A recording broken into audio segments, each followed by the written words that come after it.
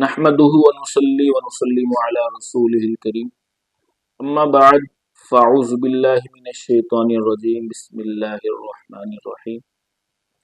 قال الله تبارك وتعالى في القرآن المجيد والفرقان الحميد فيها يفرق كل أمر حكيم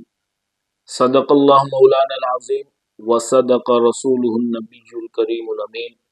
وَنَحْنُ عَلَى ذَلِكَ لَمِنَ الشَّاهِدِينَ وَالشَّاكِرِينَ وَالْحَمْدُ لِلَّهِ رَبِّ الْعَالَمِينَ۔ عزیزان گرامی، معزز سامعین و ناظرین کرام، جیسا کہ آپ سب کے علم میں ہے کہ شعبان المعظم کا مبارک مہینہ ہمارے درمیان جلوہ افروز ہے اور اپنی رحمتیں، اپنی برکتیں، اپنی فضیلتیں وہ ہم پر لٹا رہا ہے، اور یہ وہ ماہ معظم ہے کہ جس کو نبی کریم صلی اللہ علیہ وآلہ وسلم نے اپنا مہینہ قرار دیا۔ نبی کریم صلی اللہ علیہ وآلہ وسلم نے ارشاد فرمایا کہ شعبان المعظم میرا مہینہ ہے، اور یہ وہ ماہ معظم ہے، ماہ مکرم ہے کہ جس میں ایک رات ایسی بھی آتی ہے کہ جو بہت ہی برکتوں والی، فضیلتوں والی، عظمتوں والی رات ہے کہ جسے شب برات کے نام سے یاد کیا جاتا ہے، شب برات کے نام سے پکارا جاتا ہے۔ آج میں آپ کے سامنے اس رات کے حوالے سے چند باتیں عرض کروں گا، اور جو لوگوں کے اندر غلط فہمیاں ہیں یا جو لوگوں نے اس کے بارے میں غلط فہمیاں پھیلائی ہوئی ہیں، دوسروں کو وہ بولتے ہیں کہ یہ بدعت ہے، لوگوں نے اس کو تہوار بنا لیا ہے، ایسا نہیں کرنا چاہیے، ان سب کے بارے میں انشاءاللہ آپ کے سامنے کچھ معروضات پیش کروں گا۔ اللہ تعالیٰ کی بارگاہ میں دعا ہے کہ مولا کریم ہمیں عمل کرنے کی توفیق عطا فرمائے۔ عزیزان گرامی، شعبان المعظم کی 15ویں رات کے بارے میں متعدد احادیث مبارکہ وارد ہیں۔ ان میں سے چند یہ احادیث مبارکہ ہیں کہ رسول اللہ صلی اللہ علیہ وآلہ وسلم نے ارشاد فرمایا، بے شک اللہ تعالی شعبان کے درمیانی یعنی 15ویں شب کو خاص توجہ فرماتا ہے، اور مشرک اور کینہ پرور کے علاوہ مغفرت کے طلبگار اپنے سب بندوں کو بخش دیتا ہے۔ ایک اور حدیث مبارکہ میں آتا ہے کہ جب شعبان کی 15ویں شب ہوتی ہے تو اللہ تعالیٰ اپنی مخلوق کی جانب خصوصی توجہ فرماتا ہے، پھر مغفرت کے طلبگار مومن کو بخش دیتا ہے، اور سرکشی میں مبتلا کافروں کو مہلت دیتا ہے، اور کینہ رکھنے والوں کو ان کے کینے کے سبب چھوڑ دیتا ہے تاکہ وہ کینہ چھوڑ دیں، یعنی اپنے دلوں کو کینے سے پاک کر دیں۔ آپ صلی اللہ علیہ وآلہ وسلم نے متعدد روایات میں فرمایا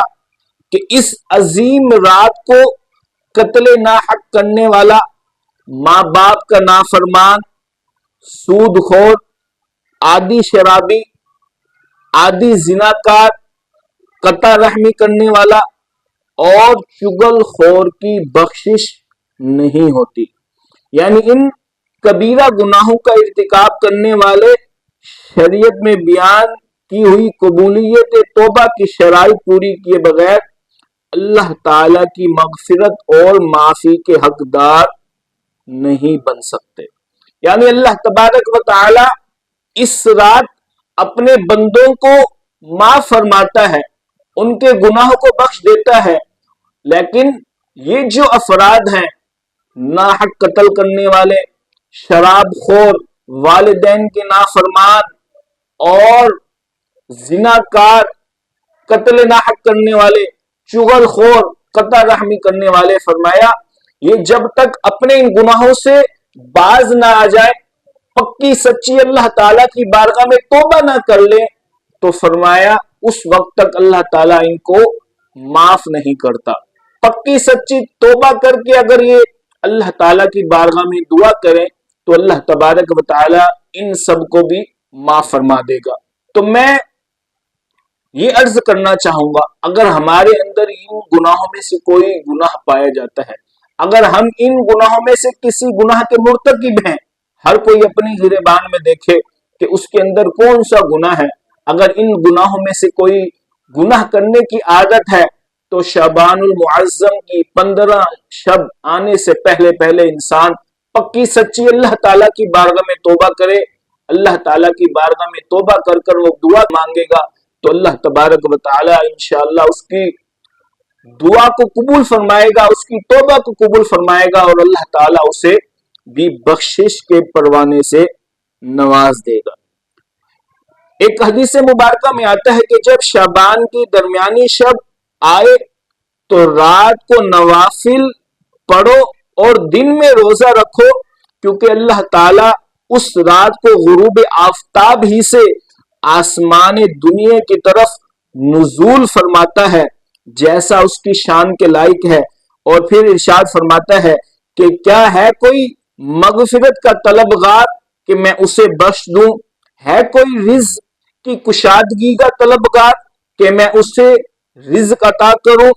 ہے کوئی مصیبت میں مبتلا کہ میں اس کی مصیبت کو دور کروں۔ الغرض بندوں کی تمام حاجات کا اللہ تعالیٰ ذکر فرماتا ہے۔ اللہ تعالیٰ کی طرف سے یہ فیضان طلوع فجر تک جاری رہتا ہے۔ عزیزان گرامی، دیکھا آپ نے، اللہ تعالیٰ آسمان دنیا کی طرف خود نزول فرماتا ہے اور اللہ تعالیٰ اس طرح پکارتا ہے۔ اللہ تعالیٰ فرماتا ہے کہ آج کی رات اگر کوئی مجھ سے مانگے گا تو میں اس کی دعا کو قبول کروں گا، اور ہمیں اس رات کو عبادت و ریاضت میں گزارنا چاہیے، اس رات کو گناہوں میں نہیں گزارنا چاہیے، بلکہ اللہ تعالیٰ کی رضا والے کاموں میں گزارنا چاہیے۔ اور خود نبی کریم صلی اللہ علیہ وآلہ وسلم کا کیا معمول تھا، ایک حدیث مبارکہ میں آتا ہے کہ حضرت عائشہ رضی اللہ تعالی عنہ بیان کرتی ہیں کہ شعبان کے درمیانی شب رسول اللہ صلی اللہ علیہ وآلہ وسلم میرے بستر سے اٹھ کر تشریف لے گئے۔ آگے فرماتی ہیں کہ میں نے گمان کیا کہ ہو سکتا ہے کہ نبی کریم صلی اللہ علیہ وآلہ وسلم کسی زوجہ محترمہ کے پاس گئے ہوں گے۔ میں گھر میں آپ کو تلاش کرنے لگی تو میرے پاؤں آپ کے مبارک قدموں پر پڑے، آپ حالت سجدہ میں تھے۔ مجھے یاد ہے آپ فرما رہے تھے، اے اللہ میرے جسم اور جان تیری بارگاہ میں سجدہ ریز ہیں، میرا دل تجھ پر ایمان لایا، میں تیری تمام نعمتوں کا اعتراف کرتا ہوں۔ اور فرمایا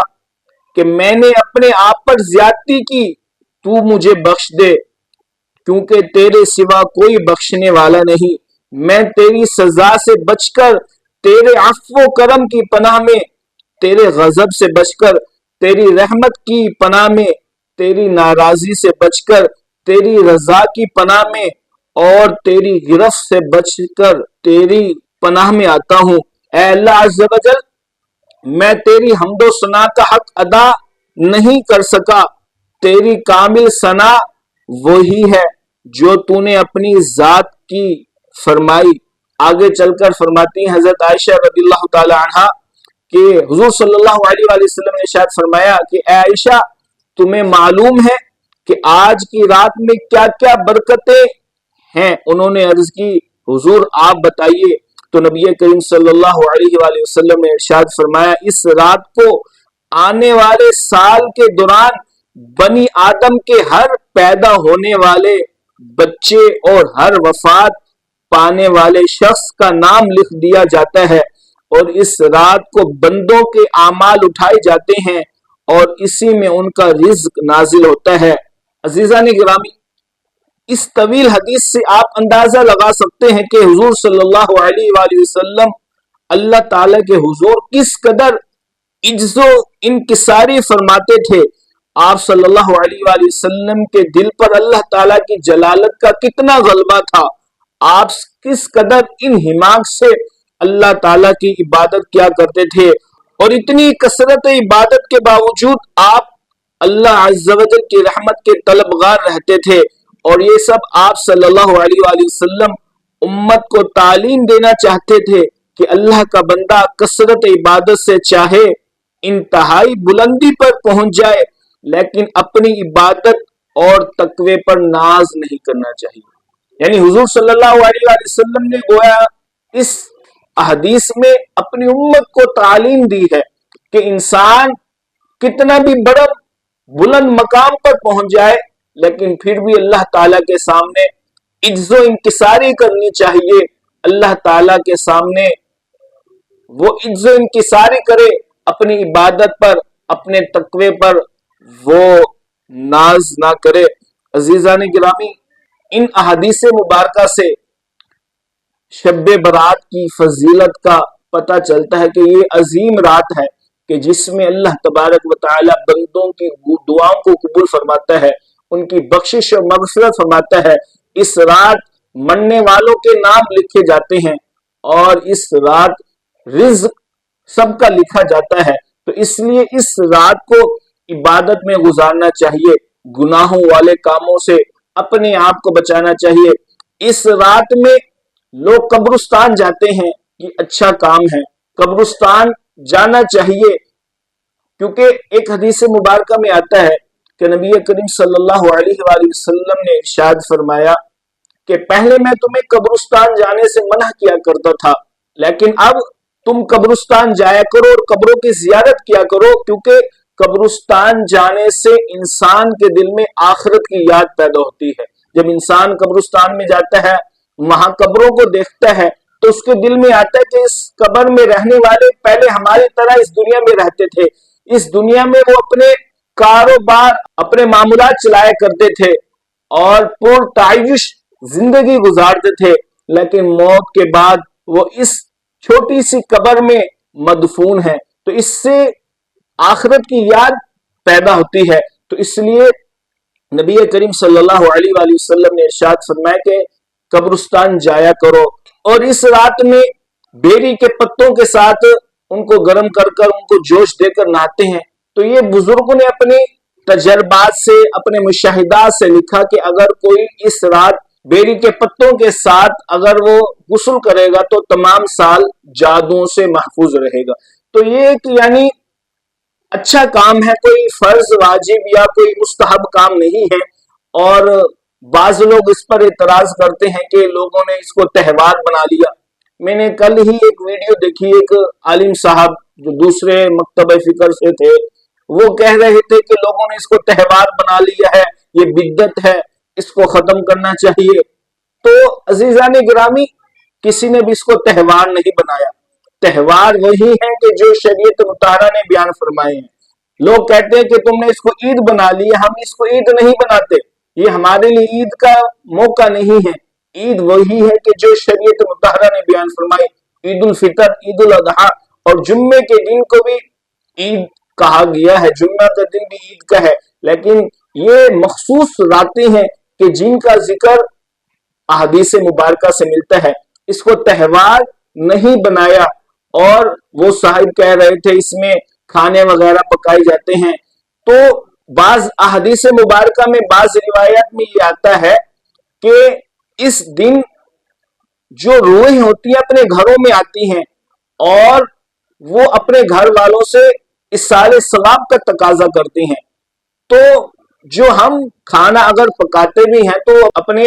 مرحومین کے اصالِ ثواب کے لیے ہوتا ہے، اور اس میں یہ ضروری نہیں ہوتا کہ لوگ اچھے اچھے کھانے بنائیں، اگر ان کے پاس قوت نہیں بھی ہے وہ قرضہ لے کر کھانا بنائیں، ایسا نہیں ہے۔ گھر میں جو کچھ بھی پکا ہوا ہے، اگر اسی پر ہم فاتحہ پڑھ کر دعا کریں گے اور اس کا جو ثواب جو ہے ہم اپنے مرحومین کو پہنچائیں گے، تو انشاءاللہ اللہ عز و جل کی رحمت سے امید ہے کہ یہ جو ثواب ہے یہ مرحومین تک پہنچے گا۔ یہ اصالِ ثواب کا ایک طریقہ ہے، کھانا وغیرہ پکا کر اصالِ ثواب کیا جاتا ہے۔ اور بعض لوگ کہتے ہیں کہ تم اس کو عید مناتے ہو، عید کے طور پر مناتے ہو، ہم اس کو عید کے طور پر نہیں مناتے، اور نہ ہی یہ مردوں کی روحوں کی عید ہوتی ہے۔ بعض لوگ کہتے ہیں کہ یہ روحوں کی عید ہے، لیکن ایسا ہرگز نہیں ہے، شریعت میں اس کی کوئی اصل نہیں ہے کہ یہ روحوں کی عید ہے، لیکن بعض روایات میں یہ آتا ہے کہ روحیں اس دن گھروں میں آتی ہیں اور اصال ثواب کا وہ تقاضا کرتی ہیں تو ان کے اصال ثواب کے لیے یہ اہتمام کیا جاتا ہے۔ اس کو ہم کوئی تہوار کے طور پر نہیں مناتے، لیکن یہ عظیم رات ہے، اس میں عبادت کرنی چاہیے، اس میں اللہ تبارک و تعالیٰ کے جو رضا والے کام ہیں ان کو کرنا چاہیے۔ لیکن بعض لوگ ہوتے ہیں کہ جو اس رات آتش بازی کرتے ہیں۔ دیکھیں آتش بازی تو ویسے ہی گناہ کا کام ہے، کیونکہ اس میں ایک اسراف پایا جاتا ہے، اور دوسرا یہ شرعن بھی منع ہے، قانوناً بھی منع ہے۔ ہمارے ملک پاکستان کے قانون میں اس کی اجازت نہیں ہے کہ آتش بازی کی جائے۔ جو قانوناً منع ہے تو شرعن بھی منع ہے کہ اس میں اسراف پایا جاتا ہے، لوگوں کی دل آزاری ہوتی ہے، اس سے کئی نقصانات بھی ہوتے ہیں جو ہم آئے دن خبروں میں اخبارات میں پڑھتے ہیں کہ فلاں جگہ آتش بازی سے یہ نقصان ہو گیا، یہ ہو گیا، فلانا ہو گیا۔ اس طرح کی خبریں ہم پڑھتے رہتے ہیں، اور یہ مسلمانوں والا کام نہیں ہے۔ شب برات کا مطلب ہے آگ سے چھٹکارا حاصل کرنا، اللہ تعالی سے دعا مانگنا کہ اللہ تعالی ہمیں جہنم کی آگ سے بچائے۔ لیکن لوگ جو نوجوان نسل ہے وہ خود آتش بازی کرتے ہیں، پٹاخے وغیرہ پھوڑتے ہیں، اور طرح طرح سے وہ یعنی ایک تفریح کا مقام بنا لیتے ہیں، اور پھر اسی طرح بعض لوگ ان باتوں پر اعتراضات کرتے ہیں اور پھر علماء کرام اس کے جوابات دیتے ہیں۔ اگر ہماری عوام ہی ان فضول باتوں کو اگر نہیں کرے گی تو دوسروں کو بھی اعتراض کرنے کا موقع نہیں ملے گا۔ اور آخری بات میں یہ عرض کروں گا کہ اس رات عبادت کا اہتمام کرنا چاہیے، قرآن پاک کی تلاوت کرنی چاہیے، ذکر و اذکار کرنا چاہیے، نوافل بھی پڑھنے چاہیے۔ لیکن نوافل سے بہتر انسان کے لیے یہ ہے کہ وہ اپنی قضا عمری کرے۔ اگر اس کی نماز قضا ہیں، فرض اس نے ادا نہیں کیے، تو وہ اس رات قضا عمری کرے، کیونکہ اگر نماز ادا نہیں کی اس کی قضا کرنا یہ بھی لازم اور ضروری ہے، فرض ہے، ضروری ہے۔ کیونکہ نماز فرض ہے تو اس کی قضا بھی لازم اور ضروری ہے۔ ہم نوافل پڑھتے رہیں لیکن قضا عمری نہ کریں تو یہ ایک اچھا طریقہ نہیں ہے، یہ کوئی اچھی بات نہیں ہے۔